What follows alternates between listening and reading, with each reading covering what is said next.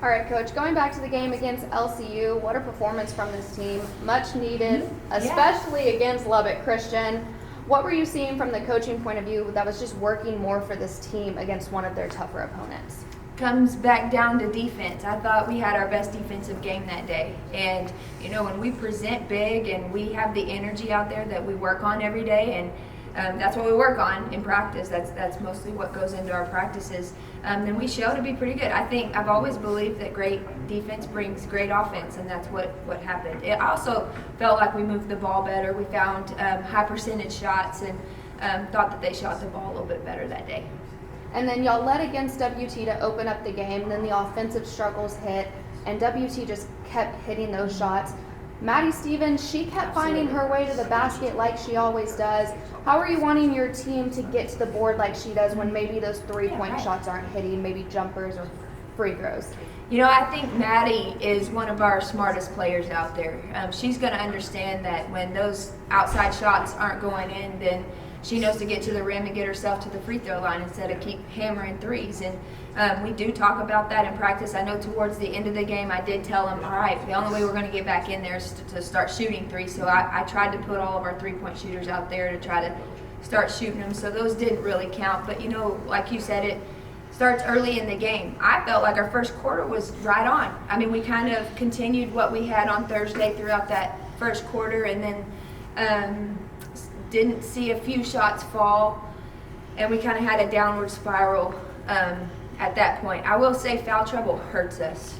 We're not quite deep enough yet to get in foul trouble, and so when we have to start making subs in certain spots, it does hurt a little bit, but on the other side of that, it's good minutes for those younger ones to get in because at some point they're going to have to. And so just good experience, I guess. I'm not going to come up with any excuses as to why that happened on Saturday. I know what happened. We just got to fix it. And then this week, y'all are still at home hosting Cameron and Midwestern.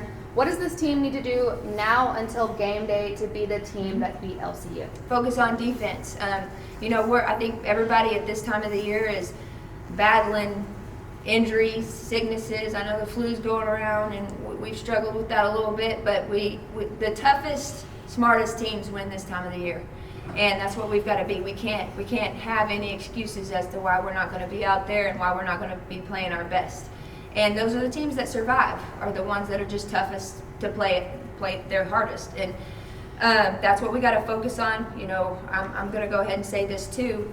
Each day counts. Like the next thing that we're focused on is tomorrow's practice. And we had a good practice this morning. I feel like the girls' spirits are up. They're not scared to go play on Thursday, and that's the first step. They got to walk into that game like they own this gym, and they do. And then also they got to walk in like they're going to win the game. If we have one person that is not doing that, it's very contagious, and we won't do it. But if we will play like we know how to, we'll be just fine on Thursday. You talked about foul trouble and how that really affected y'all on Saturday. But on top of that, you also said it gave some of those younger players a chance. Who really stuck out to you this weekend? Some of the girls who don't really get to play much, but really got to experience what it's like being, a D2 college basketball player. Yeah, I felt, we've been starting Maddie Lumsden, who's a freshman.